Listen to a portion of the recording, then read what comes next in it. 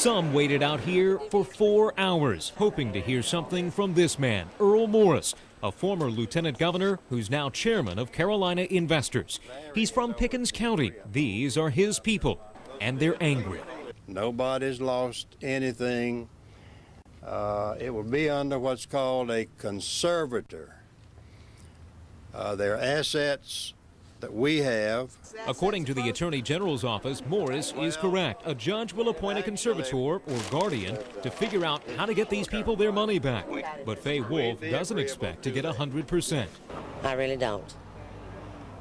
But any's better than losing it all, too. Morris said he felt his job today was to offer hope. Thank the Lord, thank the Lord.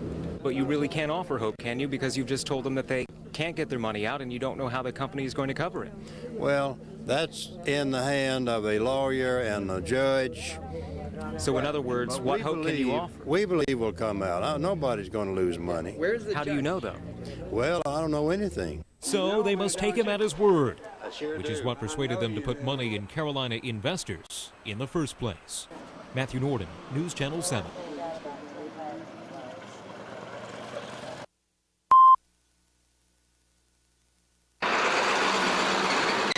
There were so many people, the courtroom quickly filled up.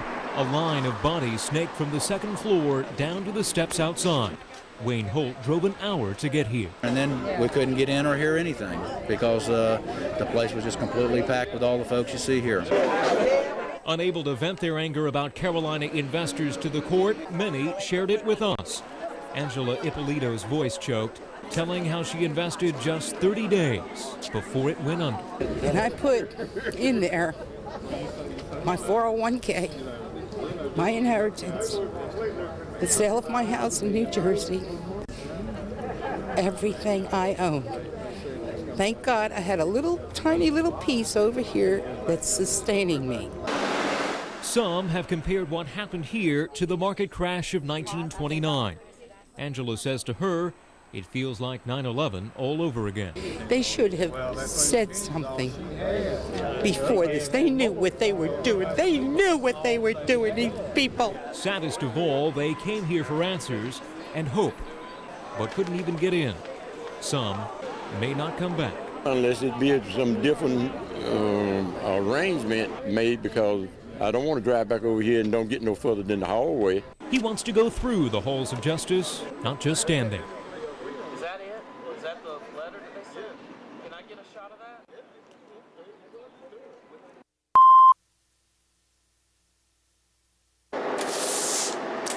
The cleanup here is slow. 56,000 tires gone since we first visited about a month ago.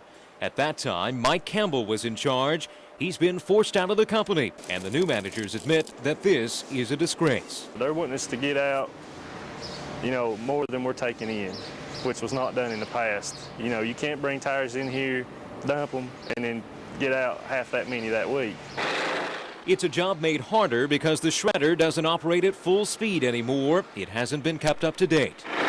The new managers say that DHEC's estimate of how many tires are here was way too low. They say about 1 million tires in this pile alone, and it'll probably take about a year to clean the entire place up. I think we need to realize we need to keep a close eye on this management down here, and I think the owner, he needs to come in here and look at this and get a grasp on what's going on.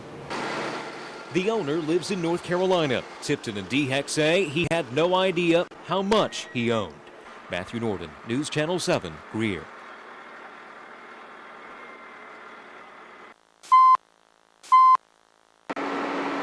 A hotel filled with sleeping guests. Then, bam, and I heard this loud noise and opened the door and I smelled smoke.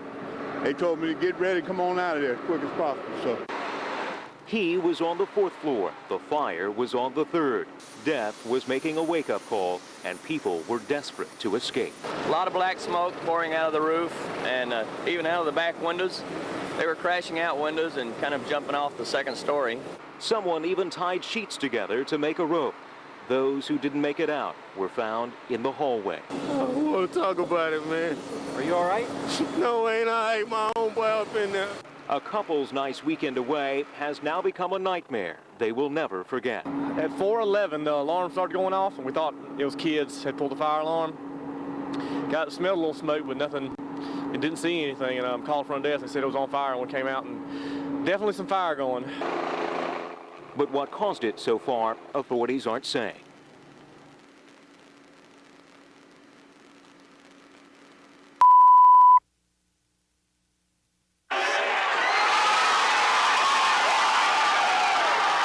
The cheering fans, among them a few faces from the upstate. Angela Graham came all the way from Anderson to watch the game here in Charlotte. You go Panthers! Let me ask you this, why'd you come all the way to Charlotte from Anderson? We want to be here for the party, baby! After a first half that only had the Panthers down by a few points and a dynamite halftime show, Panther fans were feeling like, hey, we can win this. Are you dreaming of a parade right now? Oh my God, yes. We're so ready to just run down the streets and cheer for the Panthers, man. Some people travel thousands of miles just to watch the game with their friends, like this guy. Can't say no, yeah, I'm a big fan of partying. The Panthers played a good game, but unfortunately, New England pulled it out in the end, putting everybody's party plans on hold, at least until next season. So you're not disappointed? Not at all. Not at all. No, they had to fight. They had to fight, and they knew. They thought they were going to come in and run all over us. It didn't happen. In Charlotte, Brian Washington, News Channel 7 Daybreak.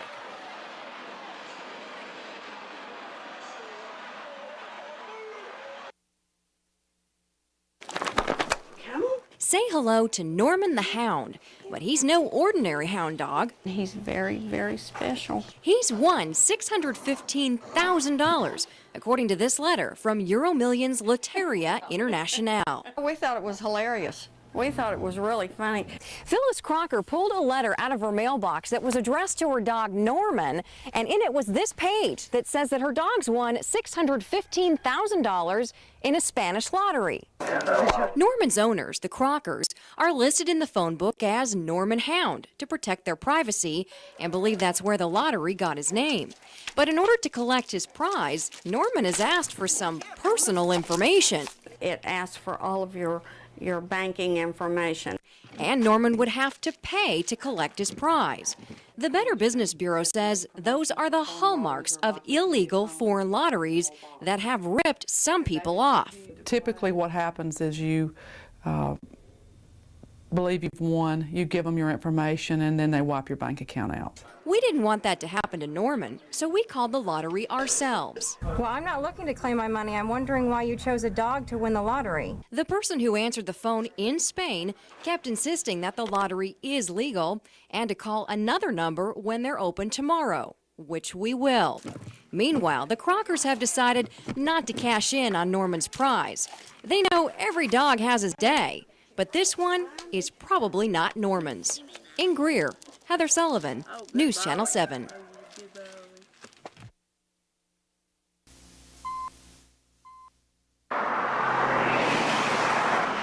You might miss it if you're cruising down Poinsett Highway, but this means everything to Sarah Rivers. Sometimes it's on the ground, out tied back up. It's where her husband Leonard came to rest after a car struck his bike from behind, killing him almost instantly.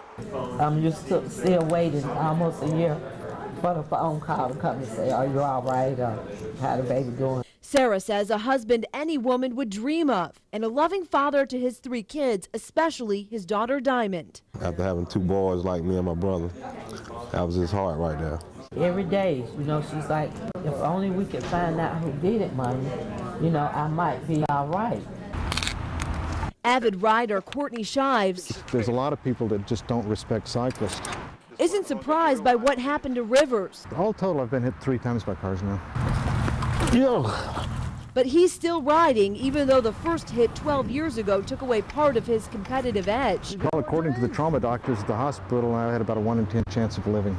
A life to ride, something Courtney says he's thankful for. If I quit riding, then he would have taken more away from me than just my leg. He would have taken part of my life away from me. A feeling this family knows all too well. It's hard not knowing. If someone could just let us know who took his life, I think it'll be much better. But right now, it's hard. In Greenville County, Kristen Nastasia, News Channel 7.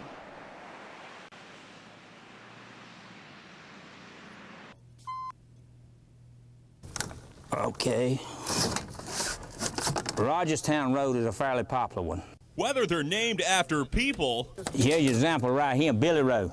Or named after places. Here's one right here, they treat me rough on Froggy Lake Road. All the signs in the back of Roy Little's truck are signs of frustration. It's just kind of disgusting, so I'm sitting here wasting my time because when I come back next week, it'll be gone again. Little spends his days driving around Union County, replacing missing road signs. But Gregory, Elfa Grove, these are two we got to put up right here.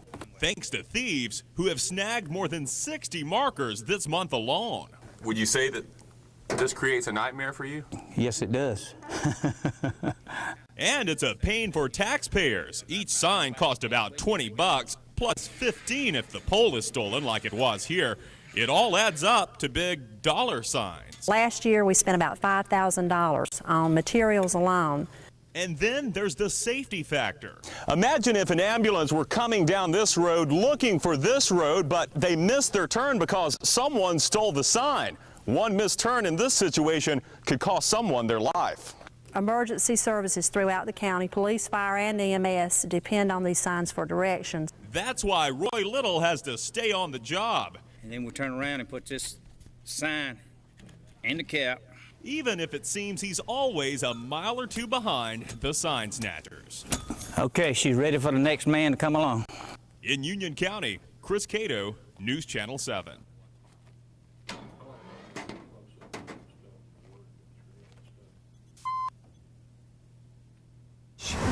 One of the victims was my son, Brian, so we're just getting the word out today. If they've said it once. My son was killed here at Superbike Motorsports. Lorraine and Tom Lucas. My son was one of the victims. Have said it 1,000 times. One of the victims was my son. One of them was my son. One of them was my son. My son was killed here at Superbike Motorsports. But today they said it in a different language. We got it in Spanish as well. The Spartanburg County Sheriff's Office is putting out new flyers in English and Spanish. It may be just the thing we need. Hoping someone in the growing Hispanic community can help solve the Superbike Motorsports murders. A language barrier should never be a roadblock.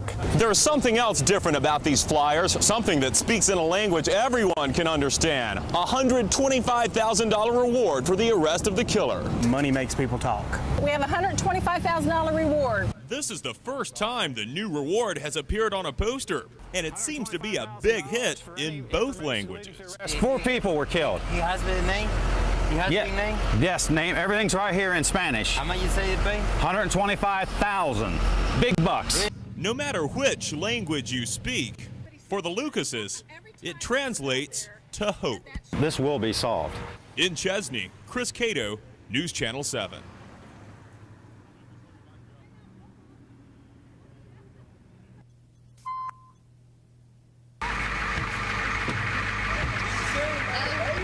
For many South Carolina students, boarding the bus means a crowded ride.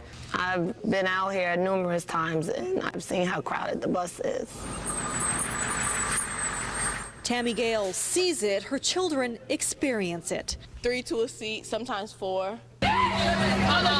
Sometimes this student says they're even sitting in the aisles. You can see from this video that Vanessa shot for us, some are sitting sideways. It's dangerous.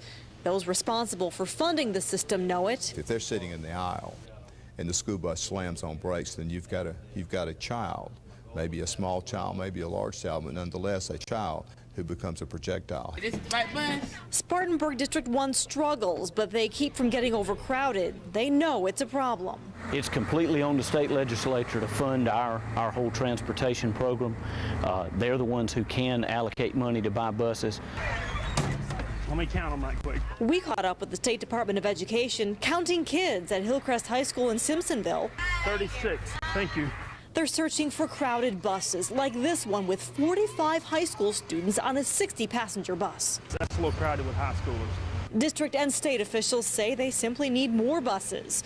Look at Vanessa's video one more time. Students sitting sideways on the Greer Middle and High School bus. What if she has an accident or something on the bus? Tammy isn't the only parent who's concerned. Many of you contacted us. I have the emails right here. You told us your children, even your grandchildren, are riding crowded buses all over the upstate. So we sent a second student on another bus. This one is in Spartanburg District 6, Norman High School. You can see students hanging on the edge of their seats. And they're sitting in the aisle. We showed our video to State Senator Mike Fair. With the school bus system now, I know, as you know, that we're sending some children off every day to get on a bus that's unsafe. So what's he going to do about it? My view is that we look at a different plan. We privatize school buses, or we adequately fund local school districts directly, allowing the school districts to purchase the school buses. But for years, the State Department of Education asked lawmakers for more money for more buses, and the problem is still obvious. I have no good answer for why school buses have, except for the huge expense associated. The bottom line, this lawmaker says, the state can't help if it continues running the school bus system as is. In Greenville, Chris Mao, News Channel 7.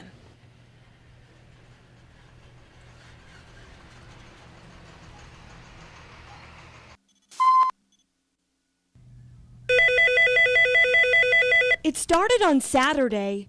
They started calling that morning. They called all day long. And continued for days. I said, you got the wrong number, so they kept calling.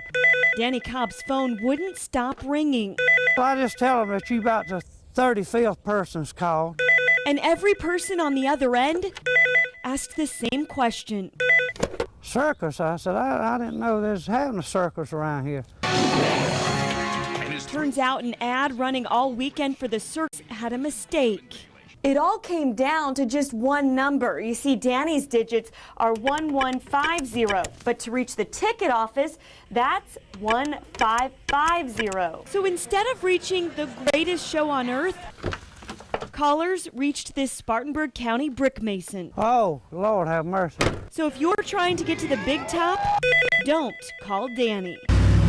And I still don't know what circus they're talking about. In Spartanburg County, Allison Storm, News Channel 7.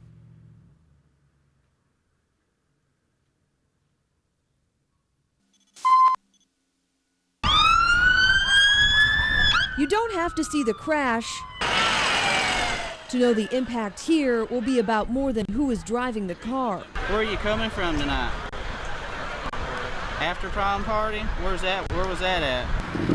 And a decision to drink and drive is about to change 17-year-old Dustin Ledford's life forever.